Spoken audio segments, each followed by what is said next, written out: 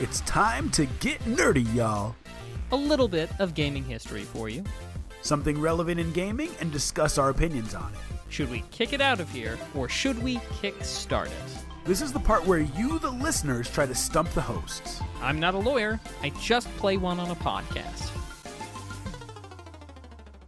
Ladies and gentlemen, boys and girls, it's Tuesday, July 9th, 2024, and you know what that means. It's time to get nerdy, y'all. Welcome to episode number 310 of Two Nerds in a Pod, the nerdiest video game podcast in the galaxy. I am Lam, also known as Mr. Nice Guy, and I'm joined by my comrade in all things gaming, the Miggity Mac, also known as Maction. Mac, how are you, sir? How you feeling? I'm doing pretty well. I'm feeling all right. And I'll tell you what, Mr. Nice Guy, I've had a doozy of a week that I'm excited to tell you about. But I imagine you've had some stuff as well, and I don't want to take all the thunder. That's okay, man. It's been a good week and a good day. So just to give you like a 60-second rundown. Yeah. So today I took a half day at work. Yes. Went up to Bay Beach, which is this amusement park in Green Bay, about an hour 30, hour 40 from here. They're the place I've told you about that has 25-cent tickets. Mm-hmm. And so to ride the roller coaster is like $1.50 per person. It's very, very cheap. Had a blast. Met up with some friends who used to live in Wisconsin that were back. Did that. Said, you know what? We're on the way back. I gotta treat myself. I gotta do some retro game shopping. So stopped at an awesome store called Game Trade in Des Peres, Wisconsin. Now, previously, and I know this is more than 60 seconds, previously, they sold me a copy of Vice Project Doom and Journey to Silius for the NES. Oh, this is that place? This is that place. They have a really good selection. The customer service is just out of this world. Shout out to Game Trade. If you're ever in that part of Wisconsin, go check them out.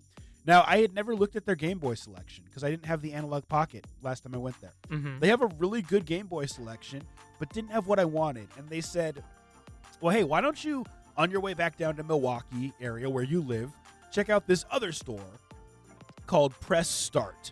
Long story short, Mac, Press Start has a plethora of handheld games, and they had a copy of this game that I'll hold up for the viewers to see called, it's blurring out, but it's Bonk's Revenge for the original Game Boy, which is not a game that you see every day, and it's very much like kind of obscure, kind of Alfred Chicken-esque. Mm-hmm. And so I'm very, very happy. I had never seen it in person. They had a bunch of other stuff. The owner was super, super accommodating. Gave me a free Game Boy cover, like those little game covers that they usually sell. Yeah. Yeah, just to go with it, just to be nice, and showed me all the rare stuff they had when he realized I was a collector. So shout out to them. It was a good day, Mac. That sounds fantastic. Tell me about your day. What did you want to tell the people? All right. Well, so my last week has been kind of exciting, but pales in comparison to today. Now, good stuff, of course, over the weekend. Had family in town. We did our 4th of July celebration together. And, nice. Yeah, all sorts of fun. And Lam, we live away from basically everybody else. There's more cows than people where I am. And we very much, it's a quiet place. And so to have the nephews there, filling that home with laughter and excitement was really great. Awesome. So yeah, fantastic. Holiday weekend, took a day off. It was great. Today, though, I stroll into work and we've had some light arson in the morning hours. Yeah. So I had this whole slew of things that I needed to get done that all had to kind of take back seat to handling this. Now, nobody was injured. The fire did not spread to anything vital, but it certainly was a shame what did burn down. And what burned down? It was an out structure, is what I'll say. So it was, it was detached from the workplace a little bit. Definitely a sad day anytime you've got that, but definitely not the most fun way to start off the thing. So, it was all police officers and insurance adjusters and... Now, was this there when you got there, or were you like, you discovered this? No. Like, you walked in and you were like, uh-oh, Scoob, something's not right. Or was this like... You already it was Ruh-roh. it was already discovered when you got to work. So it had already been discovered. The fire happened in the early hours of the morning, the only technically morning hours. And the fire department had already been there and everything, but obviously we weren't around, so we couldn't handle any Sure. of that stuff. So, we handled it at open of business. But yeah, nobody was hurt that we're aware. But is a shame anyway. Now, when you say arson, that implies that it was intentional. It certainly didn't happen spontaneously. I suppose it could have been unintentional, perhaps without malice aforethought, but my money's on arson. But all I can say is that my workplace, this place is on fire. Too soon, man. Too soon. But yeah, that has been my week and my day. Well, I'm sorry to hear that, but I'm glad that you're apparently making jokes about it, Mhm. and I'm seriously happy that nobody was hurt. Oh yeah. That's important. Well, Mac, on that note, why don't you make that announcement, dude? Absolutely. Everybody, it's Podcast Awards time, and we are up for a podcast award. Mr. Nice Guy, what 3 categories have we got? Yeah, so we have got Best Black Hosted Podcast. All thanks to me, of course. All thanks to Mac, absolutely.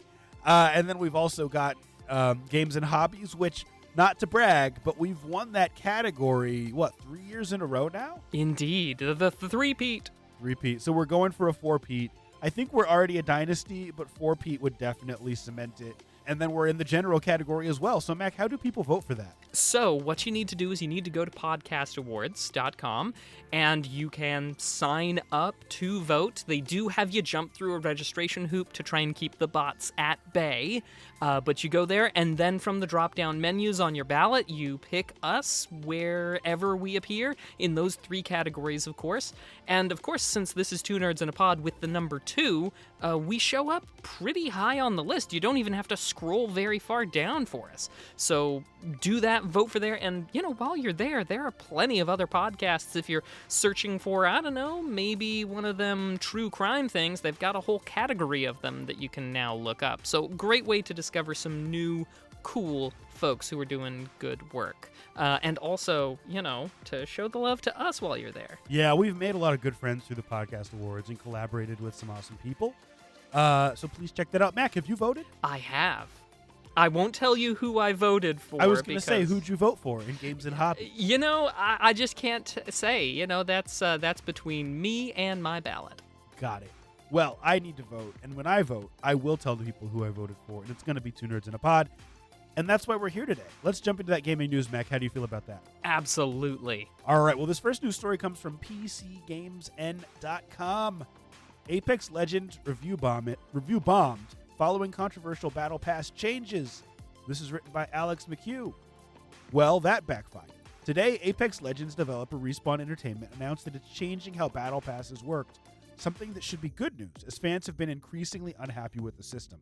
Unfortunately for the developer, the game, and the community, the announcement has gone down like a lead balloon, with fans planning protests and hitting the game with negative reviews on Steam in its wake. The main reason for fan fury is twofold: how long the new Battle Passes will last and how much they will cost. Previously, the Battle Royale game Battle Passes would last a season and would set you back real money, or you could buy with in-game currency earned by playing. That's all changing, with Apex Legends Battle Passes going to 2 per season, and you'll only be able to buy them with real-world money. Mac, it goes without saying that this has caused some controversy. I don't really care about the Battle Pass discussion. People have opinions on that. But I am wanting to talk to you about the idea of being required to use real money as opposed to being able to use in-game currency that you earned to purchase things. I know why they're doing this. Ethically, right or wrong that the precedent is now changing? What do you think? I like to pay to play a video game, reward the people who spent their time to make the game happen for me, but not so much to pay to win. And that's sort of how it feels if you could only do purchases with real money transactions as opposed to accumulations in-game. Yeah, so it's interesting. So here's where I will almost side with the developer and kind of disagree with you. Okay. Because using in-game money to purchase something is effectively trading your time for the product, as is using earned in-game currency. The only difference is that you're trading time that you spent earning money, right? You go to work, and if you are paid by the hour, or if you're paid a salary, the reality is you're putting in your time and your energy and your skill set to earn money that you can then go use to buy goods and services in the community, in the economy. The other option is that you play the game, where you're also using your time, your skills, and your abilities to earn that in-game currency.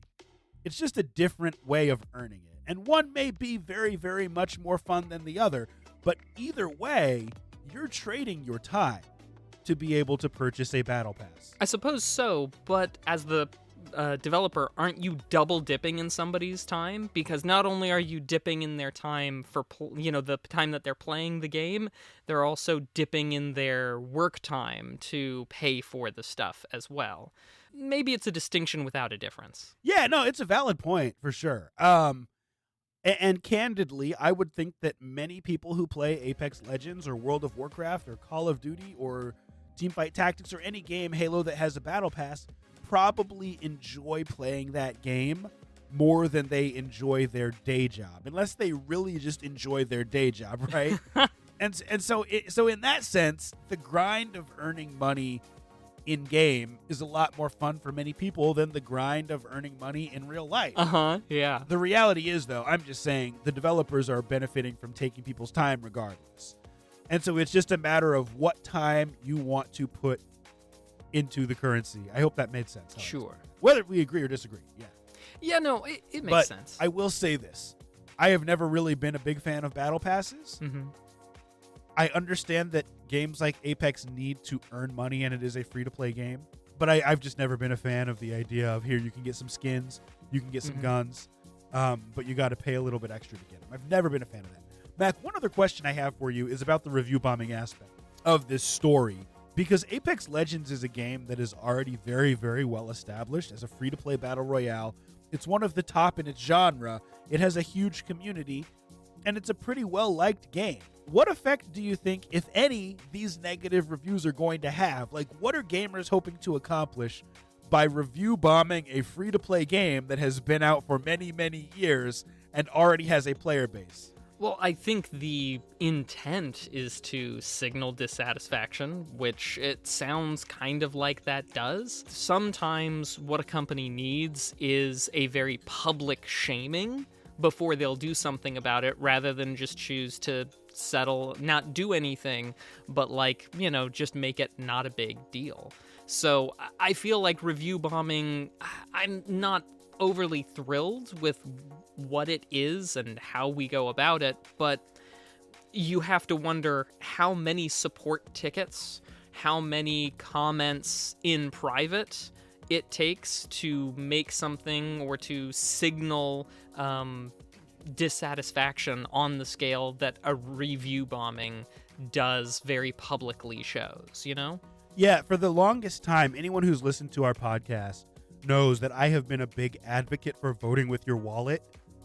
Don't patronize businesses, companies, purchase video games from people or institutions that you don't like their ethics or their business practices or whatever it may be. Simply vote with your wallet.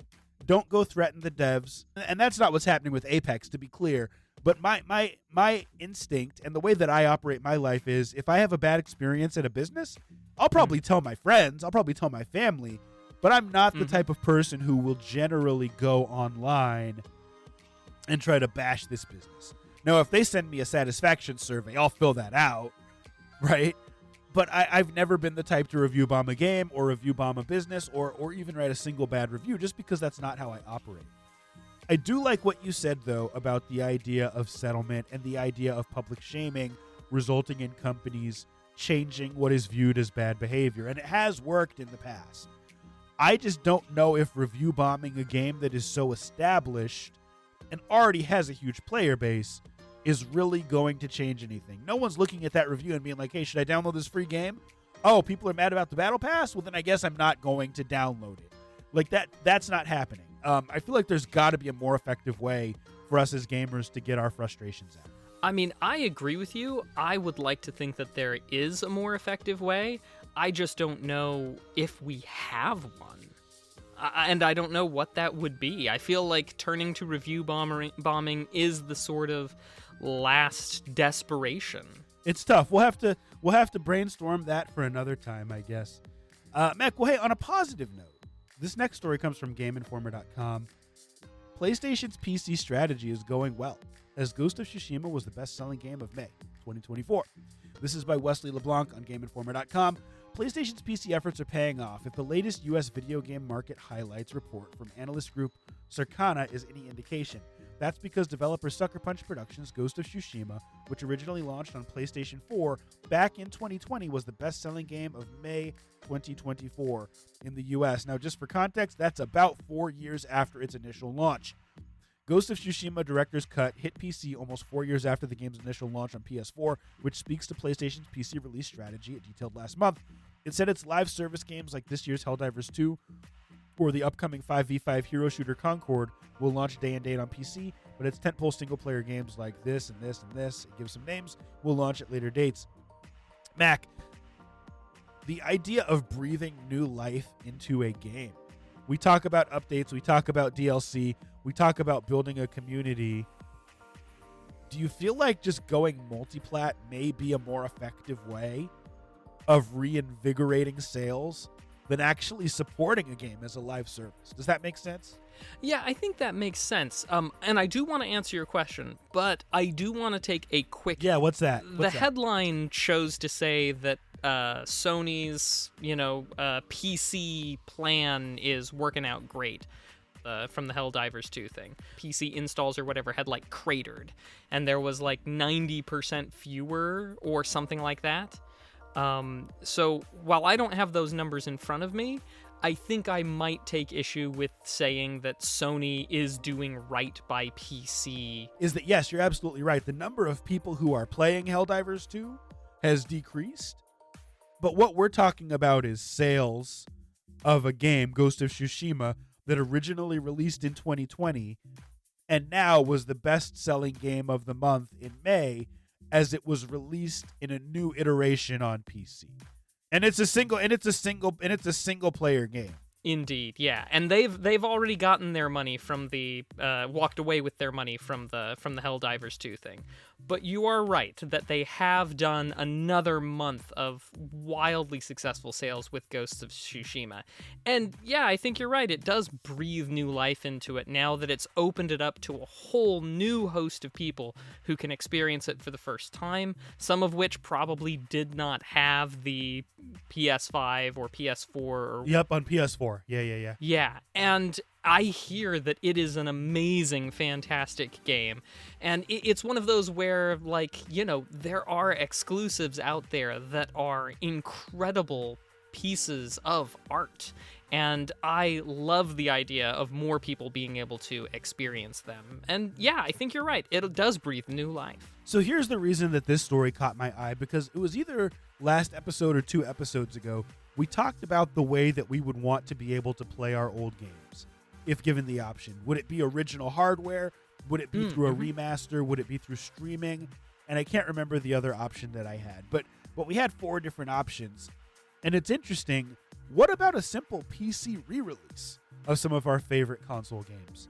That may be the way to go. Because clearly, God of War, Horizon Zero Dawn, Ghost of Tsushima, The Last of Us Part 1, remastered, all have come to PC, and those were previously PlayStation exclusives, and it's really breathed new life into the game. Yeah. They're also all single-player games. So I'm not talking about, a multiplayer game where the community has started to die off and, we need something to get people back in. We're talking simply about allowing gamers to experience the best stories. Oh, yeah. Now, the reality is we're probably never, at least not in the near future, going to see PlayStation exclusives on Xbox. But the more places that they can put these awesome stories, these awesome pieces of art, the better for everybody. Them financially and us as consumers. I think it's a great way to do it, and I hope that they do it more. I hope that other people, Nintendo, I'm looking at you, start to do the same. Agreed, and I think we can put that as the official stance of Two Nerds in a Pod, a video game podcast. Mr. Nice Guy. Yeah. Nintendo take notice, especially. Well, hey, we're gonna, for the sake of time, get things moving, and that has been our news of the week. All right. Well, now that we've taken a look at what's going on right now, let's take a little look into the past with some video game history. And Mr. Nice Guy, it has been a fantastic week in years before for video gaming. Heading all the way back to 2013, Dota 2. Now, I guess technically this was also the same week that we saw the release for Warcraft 3, and Warcraft 3, well, we had to have Warcraft 3 so that we could have the community mod made by IceFrog, who made Defense of the Ancients, Dota, who made that mod for Warcraft 3, which then, of course, leads to Dota 2. Back in 2009 or so after the original release of that mod, of that, just some random guy who made a mod on a video game, Steam was so impressed by IceFrog, the lead dev on Dota, of course, that they hired him to make a sequel with the Source engine that was at the heart of the games that Steam was making at the time, and for release on Steam. And so it's still popular to this day, and I think it's fair to say it's kind of made MOBAs more or less what they are. But correct me if I'm wrong, Mr. Nice Guy, you're much more into the esports scene than I am. We still have active esports in Dota 2, right? 100%. Dota 2, League of Legends, although numbers have dipped, those are all still very active in the esports. Oh, yeah, and we now have so many more options in the esports scene and in the MOBA scene as well. Dota 2, maybe not the first, but there's a reason why we acknowledge it as the pinnacle and the beginning. Absolutely. There is a special game that has had its ebbs and its flows, its ups and its downs, and I think is definitely the game when it comes to this week, and that is Pokemon Go. As we know, originally pitched as an April Fool's joke on the Google Maps. Which I played, of course. Mr. Nice Guy, did you play Pokemon Go in the Maps incarnation back in like 2014 or whatever? I don't believe I did. I played it later on. Man, there was this video. It was just like, you could be a Pokemon master, and we here at Google are looking for those because the Niantic team that would be making Pokemon Go, they were an internal sort of subgenre, if you will, of, I'm sure there's an actual technical term, but I'm going to stick with subgenre of Google, a team that was doing Ingress, which was I guess you would call it an augmented reality game. It basically, functionally, is almost identical to Pokemon Go. Okay. In the early days, Pokemon Go has certainly added a lot more features and changed up, but Ingress back in the day and Pokemon Go, very much similar games with just sort of a different skin on them. But we had that April Fool's joke way back in 2014, and then, of course, they started working on it behind the scenes, and I think it's fair to say that it took basically all of us by complete surprise when in 2016 we suddenly had a very real game that was delivering on these promises of going around somewhere in the real world looking at Pokemon and catching them. Now, granted, not everything was exactly as we imagined it. 200 people going to Times Square in New York and battling a Mewtwo all as a team. Things that I don't know if that's even what can happen or how it's working now, but certainly a way that it was billed as, that I guess we eventually have some stuff similar to that. But the core functionality, things like gyms, which I think in Ingress, I want to say they call them like incursion points or something. I don't know. It's not actually a game that I played back then.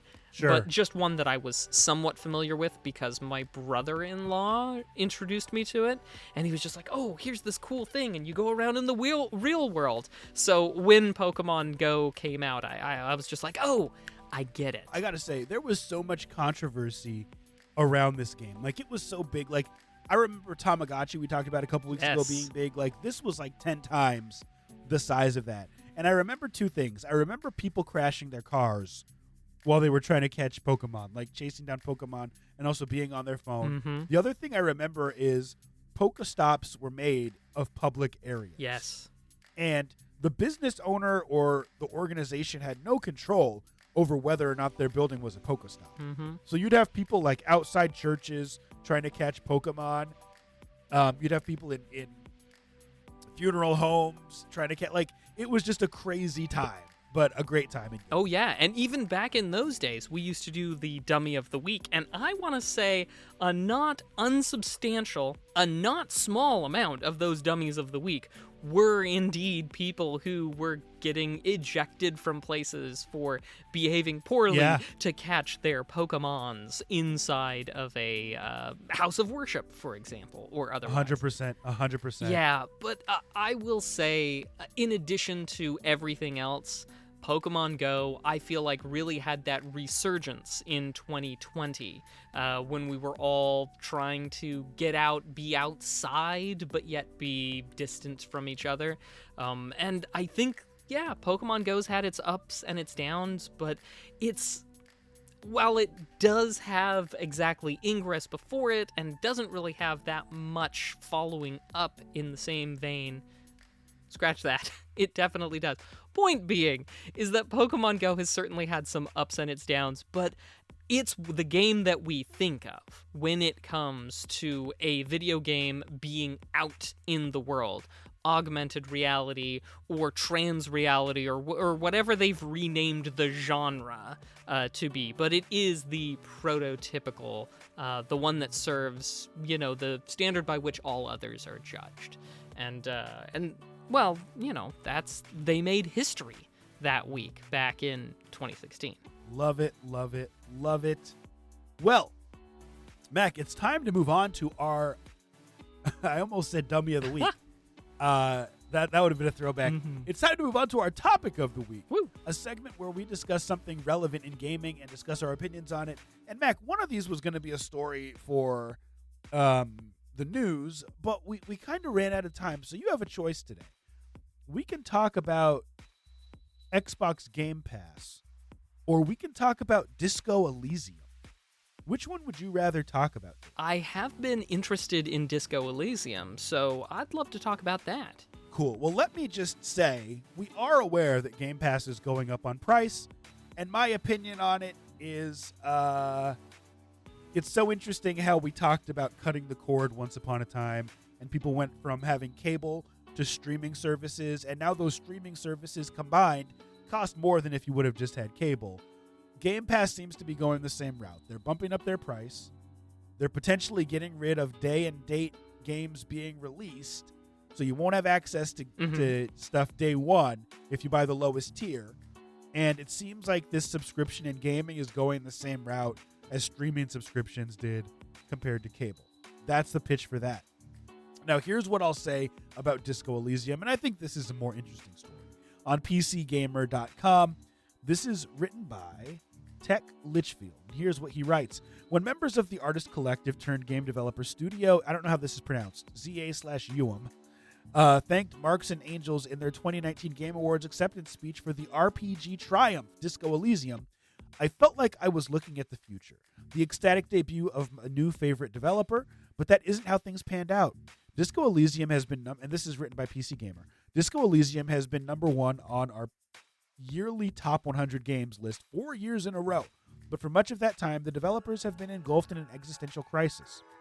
Since 2019, a Disco Elysium sequel, a sci-fi RPG in a new setting, and a full-size Elysium spin-off have been canceled or paused, while a heated personal and legal dispute between founding members hangs over their every move. That last canceled game, described as a spin-off about one of the most beloved characters in Disco Elysium, and spearheaded by one of the first game's principal writers, wowed other teams at the studio in an internal demo.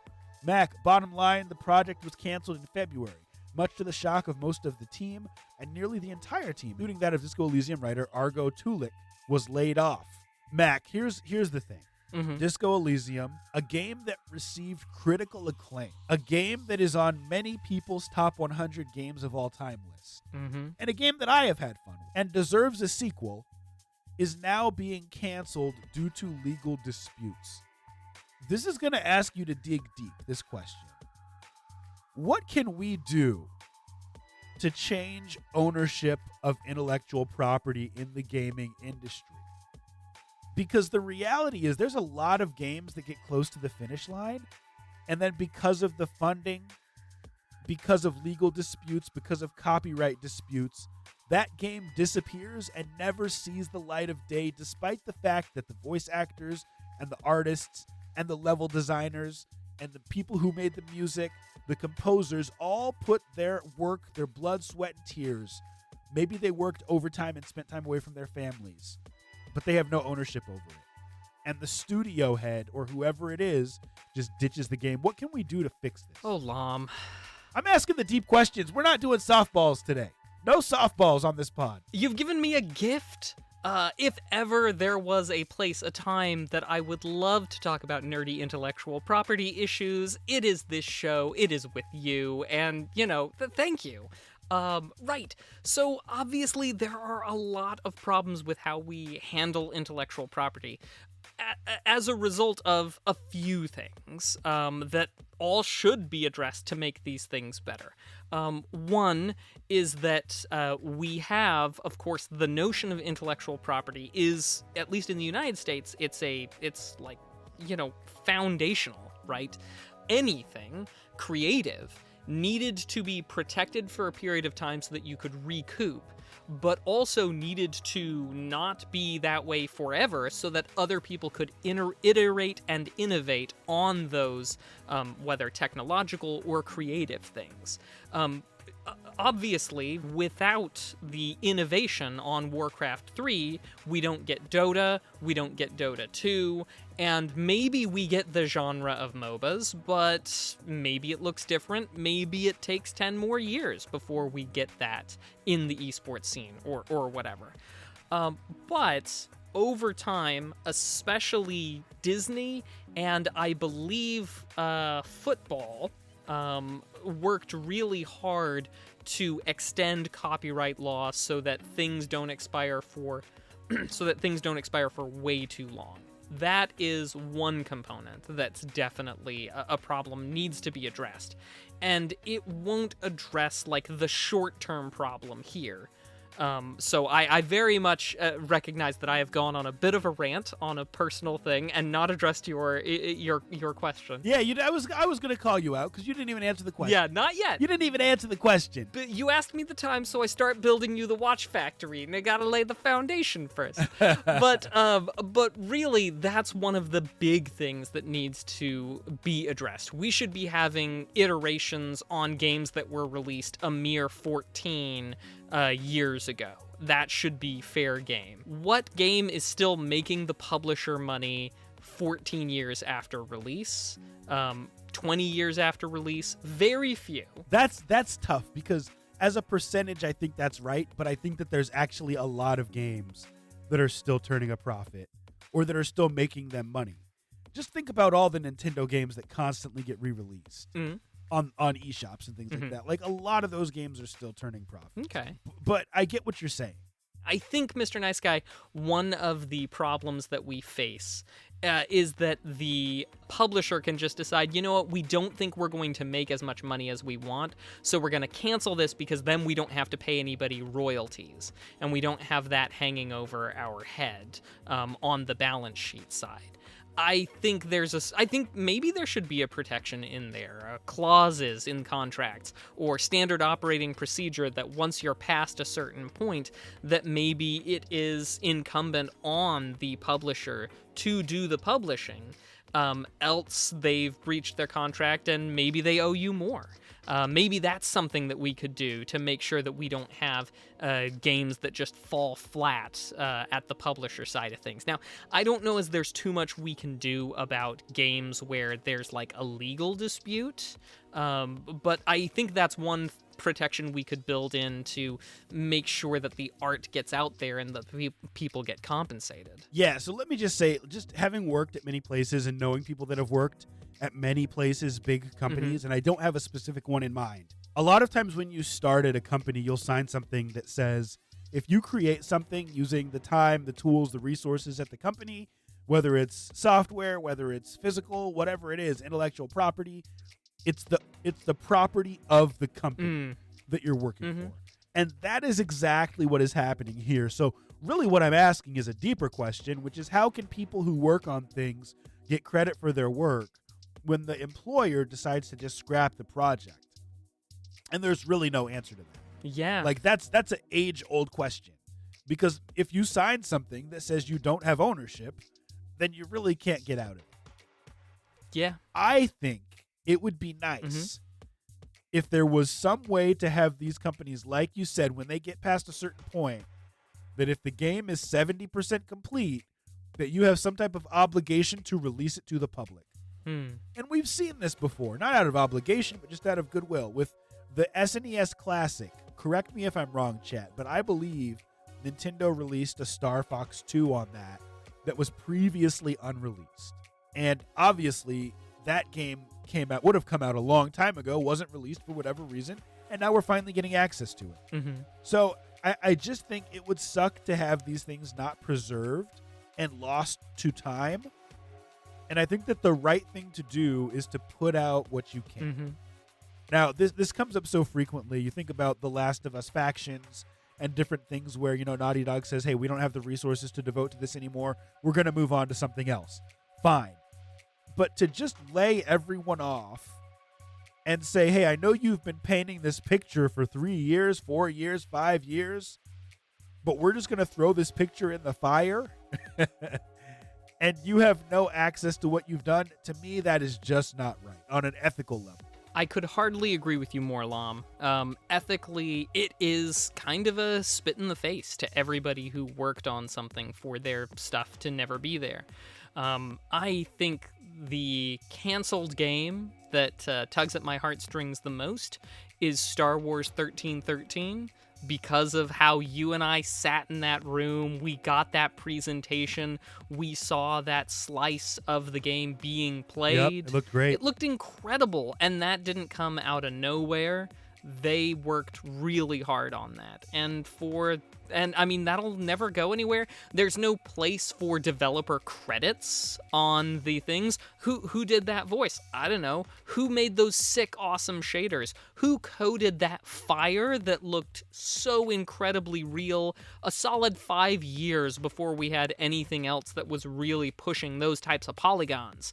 And yeah, I mean, you go to your next job, maybe at best you can write, well, I worked on Star Wars 1313, but right? How does that help you? How does that help you either directly or even indirectly? It's a shame. And that's another good point, because you can't even use the assets that you created as part of your portfolio to show how good you are at what you do. So you've effectively just wasted 3 years of your life, and maybe you were compensated, but you don't have proof of what you did. Yeah.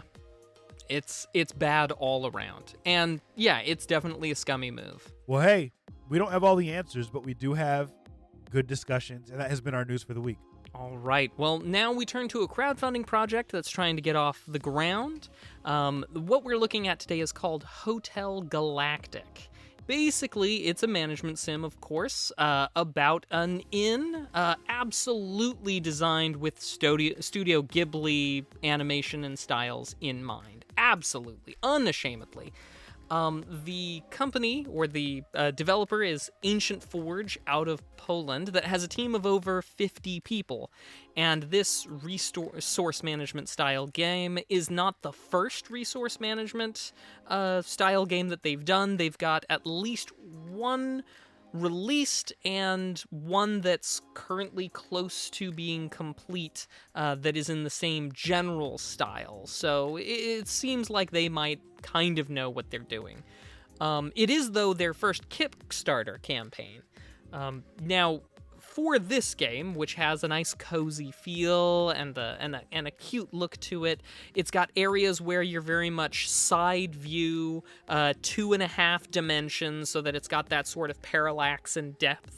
But also some areas where it goes more isometric and 3D at moments as you're doing some of the mini games or managing some specific areas inside of your inn, whether that's the kitchen or the stock room or specific rooms inside of your inn.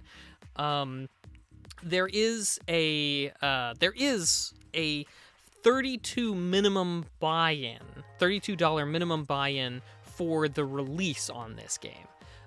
It's interesting because the reward level itself specifically says that you'll be getting this January 2025, so that might make you think that the game's only 6 months away from completion, but I think that that's a mistake on their side. Because Really? because the project timeline that's like 5-10 pages deep in the Kickstarter description very clearly says that release isn't until Q4 of 2026, which is a huge difference in time. But what it looks like that might be a mistake because alpha testing and alpha testing is going to start at Q4 of this year, and beta testing starts at Q1 of next year. And that still winds up being a pretty big stretch between alpha and beta testing and release. And if you're interested in the alpha testing, it's $71 to get in on that one, but you would have it Q4 of this year. So anyway, Mr. Nice Guy, do you like Studio Ghibli movies by chance? I really don't, and I don't really like management sims either, but I'm trying to look at this objectively. Oh man, I apologize. I don't know why. I got it in my mind that I'm just like, oh yeah, Lum's gonna like this. Lum's gonna like this. Maybe not the resource management, but the Ghibli. The art style I'm actually okay with. Like Okay. I'm fine with the art style. Here's a question that I don't know if we'll ever get the answer to, but I've always wondered this about Kickstarters that come in on the tail end of a console generation, and we know that the Switch 2 is likely going to be announced shortly, is likely going to be released next year. What happens to everyone who orders this game and requests a Switch key? And I know we don't know the answer to that, but it's one thing if you're a AAA developer and you're making a game for Switch, and you also have a Switch 2 dev kit, and you know that you're going to be able to port it to Switch 2. I don't know what the consoles are going to look like for Switch 2, or excuse me, the controls. I don't know what the screen resolution is going to be. I know nothing about it. Yeah. And I would assume that smaller indie devs like this team don't either. And so I always think that it's extremely risky to advertise putting something out on a platform that may not be as relevant when your game comes out. So that's a major criticism for me. I think this looks really, really good. Like, I think that they have put something together that for the audience is probably going to find enough players. It's not for me, but I don't have much criticism other than what I said about the Switch. I think you're right. It's probably something we're never going to get an answer to. But they do plan on trying to release for Switch, PlayStation, all those, but PC first, I think, where's they're going. I like the look. I like the idea. This genre is something that appeals to me. But there are a few things about this project that don't appeal to me. What's that? Number one, there is no playable demo. And I'm of two minds about it because I feel like if you're pretty darn close along on development, you should be able to give us something, even if it's just the types of scenes that we saw renders of. But maybe if they're this far out, maybe they're just not there. So, okay, in that case, shouldn't be asking me for money on Kickstarter. Just my take. But also, I dug into, like, the company itself, and their previous games on Steam seem to have mixed reviews. And, I mean, while that could be maybe the result of review bombing, without buying them and trying them myself, it does make me a little hesitant. Just because some of the reviews are talking about, you know, bugs that haven't been resolved for quite some time. It makes me concerned that this type of project will still be an issue later on. But also, this one from the Kickstarter thing is that Steam Deck compatibility is a $216,000 stretch goal. Oh, that's unacceptable. That's unacceptable. Yeah. And I mean, overall what they're looking for this, and I don't think I mentioned this before, is 130,000 is what they're going for. So the difference between 130,000 and 216,000 for Steam Deck, if this is supposed to be a cozy game, to my mind, in this day and age, cozy equals portable. Agree. And so it should not be that far out for Steam Deck compatibility. Obviously, I wish them all the best, but I mean, I have to say, kick it for no demo, for mixed reviews, and for a strange stretch goal. And also, frankly, prices on the Steam key a bit higher than I think what I'm seeing warrants. I mean, I think you summed it up perfectly. I didn't even realize that Steam Deck compatibility was going to be so much more expensive. And to me, that's not something that you need more resources to provide. That's something that you do because you know that it's going to make more people purchase your game. Yeah. And it's advantageous to you. Yep. So don't make that a carrot for the consumer. Like, just do that because it makes sense to do from a business perspective. I say kick. Kick here as well. Again, we wish them luck, but, maybe change. Seriously though, best of luck. We hope that it's funded and that you have much success. Moving on to our next segment, it's time for Nerd Flex. Woo-hoo. A segment where you, the viewers, try to stump the hosts. Sometimes you do, sometimes you don't. If you're here live, you know how this works. Get a multiple choice gaming related question in the chat. Mac and I will use nothing but our noggins to try and answer. I randomized a question from the test bank, and one of these special round questions came Woo! up. Are these the ones that are new? Yes, these are one of the brand new sets. Okay. So this one seems almost too easy, but it's a great one because it's going to allow us to discuss some nostalgia. Here is the question. Name a 4-player arcade game. I'll let you go first, and then I can think of a couple. The interesting thing is that the special rounds are supposed to be like a minimum, but we should try and do as many as possible. Oh, as many answers as possible? Exactly, yeah. That's the idea behind the special round. Got it. So, right, I can think of X-Men. I can think of Gauntlet Legends. NBA Jam. Is that 4-player? Yeah. Yeah, you're right. It can be. 2v2. I will go with NFL Blitz, I believe is 4-player. I think you're right, yeah. Oh gosh, this is embarrassing because in college I did early college, I did work at an arcade, but we didn't have that many 4-player games. I want to say that there's another Gauntlet. It's not Gauntlet Legends, but I think it is just straight up Gauntlet in the arcade that's also 4-player. Yeah, I think you're probably right. And to be clear, I said Gauntlet Legends. It's actually technically Gauntlet Dark Legends. Oh, yes. The one I will say is The Simpsons. That's a 4-player arcade. Yes. Let's see. I think there was another beat 'em up. Was it Streets of Rage that had a 4-player arcade release? I don't know if that has an arcade release, Okay. but I know it's a 4-player. It might not even be a 4-player game. But anyway, I'm not sure. Now that we're at 6 and say that I'm not equal to the challenge, you got any more? I mean, the Ninja Turtles game. Yes. I'm pretty sure there's like a Captain America Marvel superheroes arcade game. You thinking like Marvel v Capcom type thing? No, I think there was another side-scrolling beat 'em up that you could play. But yeah, I mean, we got 7, so we'll stop there. So here's some of the answers: X-Men, Teenage Mutant Ninja Turtles, we got Simpsons, we got NFL Blitz, we got, and one that we did not get but is a great game, Mac, is Cadillacs and Dinosaurs. Cadillacs and Dinosaurs. I guess also Sunset Riders, right? Is that 4-player? It's a great game. I don't know if it's 4-player. I believe it's a 4-player arcade game, but I could be wrong. It's tough to say. It's fun because sometimes the console versus the arcade releases are a bit different. Oh, we got some people in the chat saying Avengers. Yeah, that was the one I was thinking of. Alien vs. Predator, Captain Commando. Well, Mac, next question. It's a Konami question. What is Dance Dance Revolution known as in Europe? What is it known as in Europe? Super special dancey game? I have no idea. I actually thought you might know because I know you used to play DDR, as did I, but I didn't know what the European version. I feel like it's going to be something like super hip sounding. just like super cool, like Dance Rage Ankle Breakers or something. I don't know. Let's flip it over and see what these. Super Eurobeat. That's what I'm gonna go for. Oh, simply Dancing Stage Dancing is what Stage. it's known as in Europe. Okay. Yeah, not me. Which Sega action adventure game is known in Japan as Like a Dragon? This almost seems too easy if it's the one. Which Sega action adventure game is known in Japan as Like a Dragon? I mean, but is that Sega? My mind goes to Double Dragon, but I don't know if that's a Sega game. Dude, I'm stumped. So I'm pretty sure Yakuza is a Sega game, Oh. and there's a Yakuza Like a Dragon game. Yeah, okay. And so I think it's that, Y- but I don't know for sure. That makes a lot of sense to me. Carry me home, Mr. Nice Guy.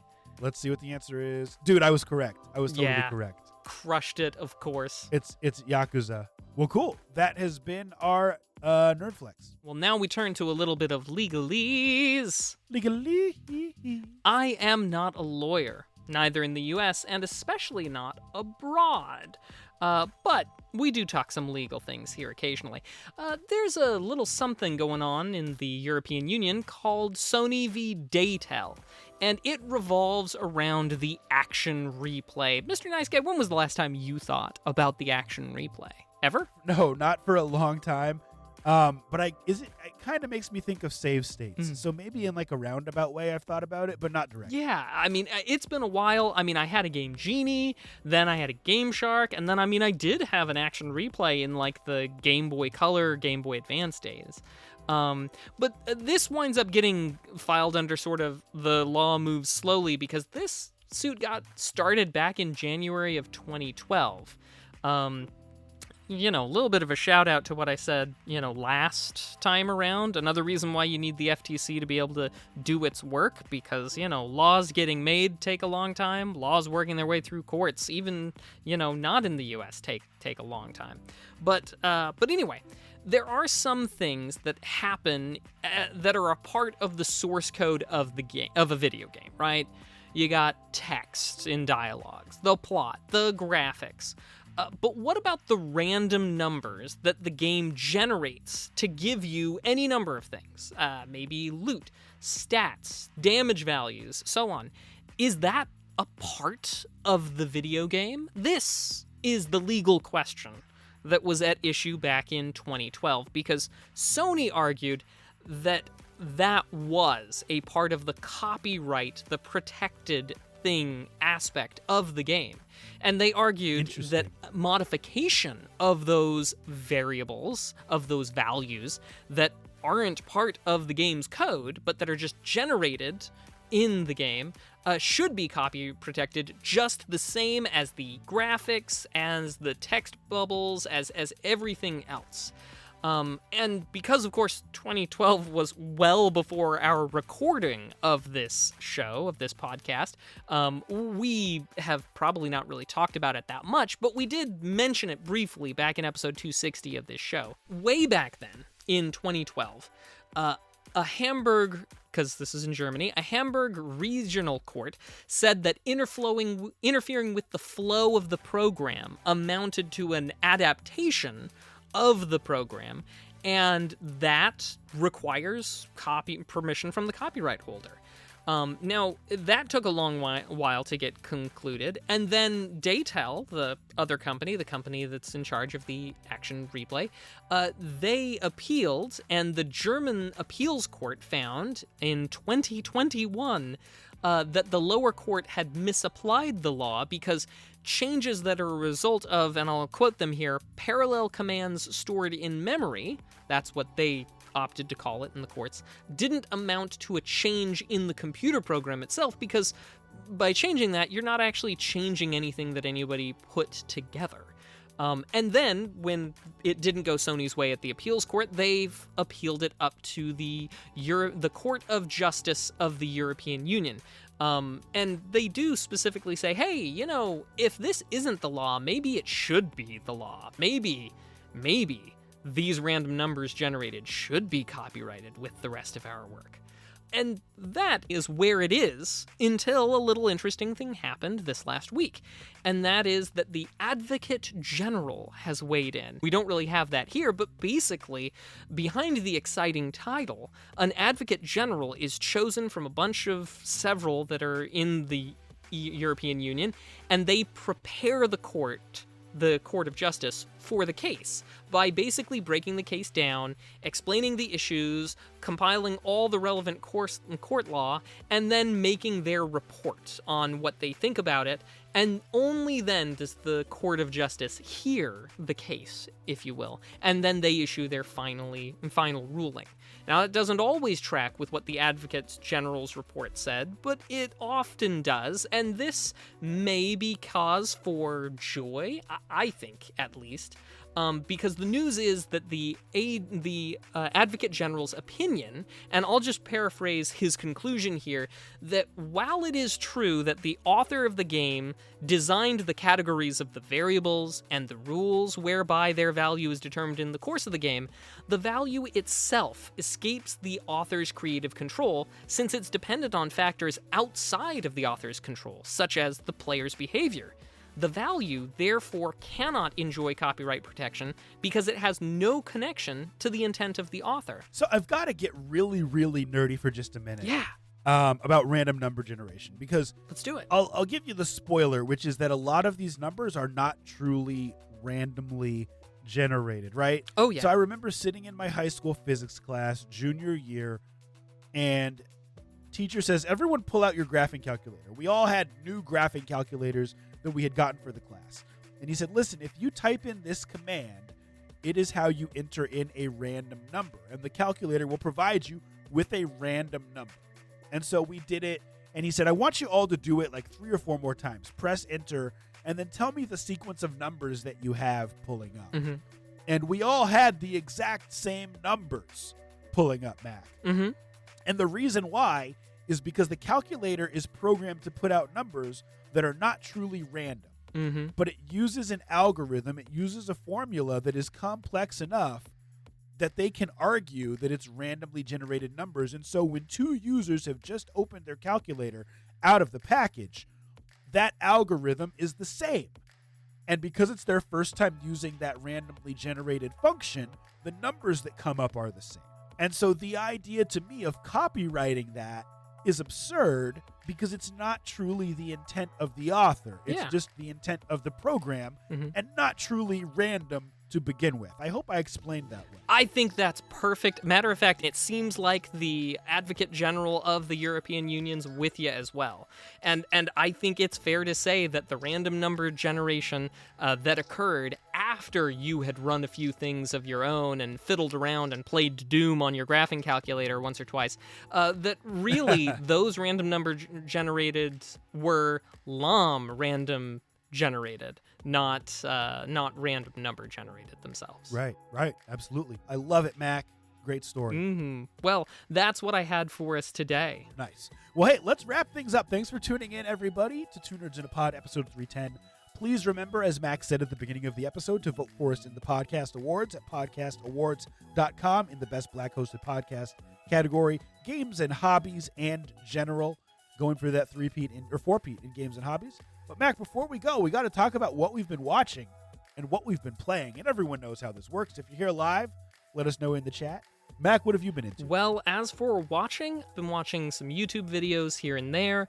I am all caught up on The Boys Season 4, and I'm interested to see where this season goes. As for playing, though, mostly just Baldur's Gate 3. I am in the home stretch, and I think any day now I'll be able to turn in my final report. Well, I have only been playing 2 things. Like I said, I did just pick up Bonk's Revenge for my Analog Pocket today, physical cart, and I am so happy I found it. I had been looking for this game for a very long time and found it at a very reasonable price.